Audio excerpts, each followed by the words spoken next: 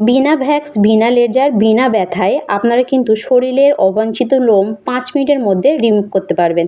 অনেক সময় শরীরের হেয়ার রিমুভার করার সময় দেখবেন শরীরে কালো একটা দাগ চলে আসে।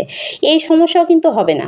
আমরা অনেকে শরীরের অবাঞ্ছিত লোম দূর করার জন্য পার্লারে গিয়ে থ্রেডিং, ভ্যাকসিন করিয়ে নিয়ে আসি। এতে কিন্তু দেখবেন আমাদের অনেকগুলো টাকা যেমন চলে যায়, তেমনি কিন্তু সময়ও নষ্ট হয় এবং এগুলো কিন্তু যন্ত্রণাদায়ক হয়ে থাকে। তাই কোনো রকম ব্যথা বেদনা ছাড়াই বা পয়সা খরচ ছাড়াই আমরা যদি এরকম অবাঞ্ছিত লোম দূর করতে পারি তাহলে কেমন হয়। তা আজকে ভিডিওতে সেরকমই একটা টিপস শেয়ার করব। আপনারা কিন্তু কোনো রকম পয়সা খরচ ছাড়া বা ব্যথা বেদনা ছাড়াই কিন্তু শরীরের অবাঞ্ছিত লোম কিন্তু 5 মিনিটের মধ্যে কিন্তু দূর করতে পারবেন। তা চলুন দেখে নেওয়া যাক এটা আপনারা কিভাবে বানাবেন। তা এটা বানানোর জন্য প্রথমে যেটা আমার লাগবে সেটা হলো চিনি। চিনি আমাদের প্রত্যেকের বাড়িতে কিন্তু থাকে। আর এই চিনি দিয়ে যে অবাঞ্ছিত লোম দূর করা যায় আমরা হয়তো অনেকে জানি, আর অনেকে হয়তো জানি না। আর এটা দিয়ে কিন্তু আমাদের শরীরে যে কোনো জায়গার অবাঞ্ছিত লোম কিন্তু খুব সহজে রিমুভ হয়ে যায়। তা শুধু চিনি না, চিনির সঙ্গে এমন কিছু জিনিস অ্যাড করতে হবে যার কারণে কিন্তু একদম মানে অবাঞ্ছিত লোম কিন্তু একদম নরম হয়ে যাবে আর সেটা কিন্তু উঠে যাবে। তা আপনারা কী করবেন, এখানে কিন্তু 2 চামচের মতো চিনি কিন্তু নিয়ে নেবেন। তো এখানে আমি 2 চামচের মতো চিনি কিন্তু নিয়ে নিয়েছি। নেওয়ার পর তারপর আপনারা যেটা নেবেন সেটা হলো পাতিলেবু।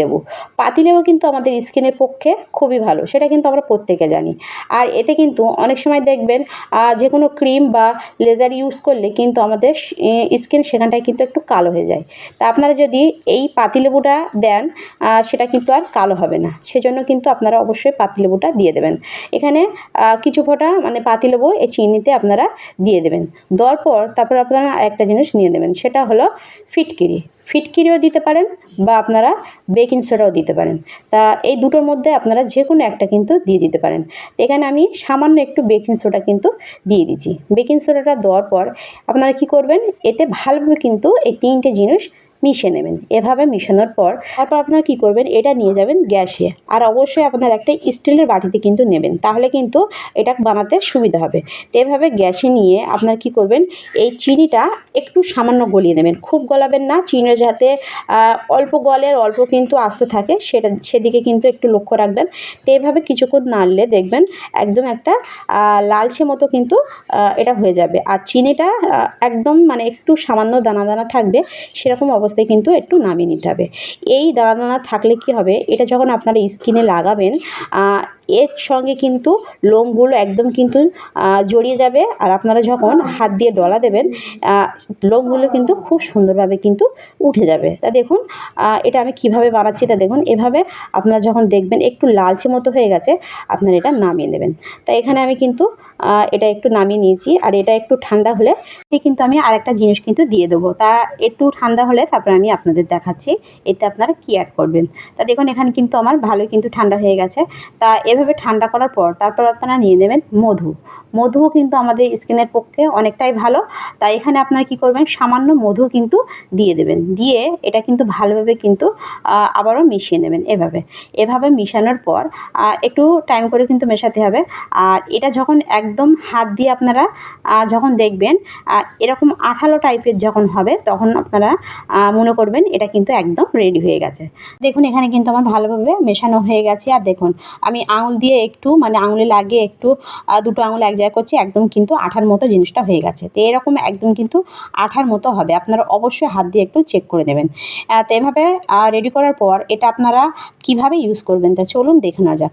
এটা আপনারা আপনাদের হাতে, পায়ে, বগলে, মুখে যেখানে ইচ্ছা আপনারা কিন্তু লাগিয়ে কিন্তু অবাঞ্ছিত লোম কিন্তু খুব সহজে তুলে নিতে পারবেন।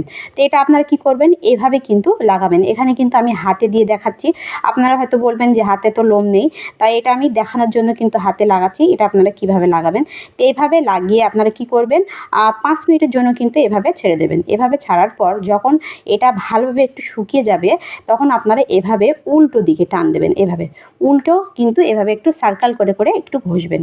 এভাবে ঘষলে দেখবেন অবাঞ্ছিত লোম একদম কিন্তু খুব সুন্দরভাবে কিন্তু রিমুভ হয়ে যাবে। আর এতে কিন্তু আপনাদের স্কিনে কোনো রকম কালচে দাগও হবে না, আর খুব সুন্দরভাবে কিন্তু লোমগুলো উঠে যাবে। আমরা অনেকে কিন্তু অবাঞ্ছিত লোম দূর করার জন্য পার্লারে গিয়ে থ্রেডিং ভ্যাকসিন করিয়ে নিয়ে আসি। এতে দেখবেন কিছুদিনের মধ্যে কিন্তু আমাদের আবার কিন্তু লোম গজিয়ে ওঠে। এটা কিন্তু আবার আমরা কী করি, আবার হয়তো পার্লারে যাই। এতে করে আমাদের অনেকটা টাকাও কিন্তু চলে যায়। আর এটা কিন্তু ব্যথাদায়ক বা যন্ত্রণাদায়কও হয়। এছাড়া সেখানে দেখবেন একটা কালচে দাগ পড়ে যায়। তা আমরা যদি সেরকম কিছু ইউজ না করে এইভাবে যদি ঘরোয়া পদ্ধতিতে লোম দূর করতে পারি, তাহলে কিন্তু আমাদের কোনো রকম টাকাও খরচ হবে না, বা আমাদের স্কিনও কিন্তু কোনো রকম মানে দাগও হবে না। এভাবে আপনারা কিন্তু কোনো রকম পয়সা খরচ ছাড়া বা স্কিনে কোনো রকম ক্ষতি ছাড়াই কিন্তু ঘরোয়া পদ্ধতিতে শরীরের অবাঞ্ছিত লোম কিন্তু খুব সহজে রিমুভ করতে পারবেন। তা ভিডিওটি এ পর্যন্ত ভালো লাগলে লাইক, কমেন্ট, শেয়ার করতে বলবেন না, আর সাবস্ক্রাইব করে অবশ্যই আমার পাশে থাকবেন। বাই।